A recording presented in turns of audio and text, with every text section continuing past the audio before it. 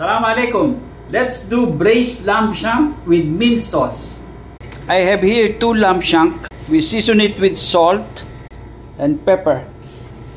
I have it tied up, guys, to prevent the meat from falling apart. We dredge it into flour before searing into hot oil. To our hot pot, we add generous amount of olive oil. Now we sear our shank, guys. This is the color that we want, guys.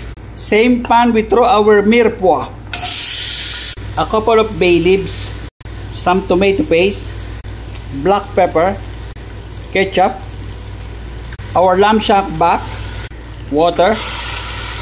To oven 2 hours. For mint sauce, mint and honey, olive oil, and blitz.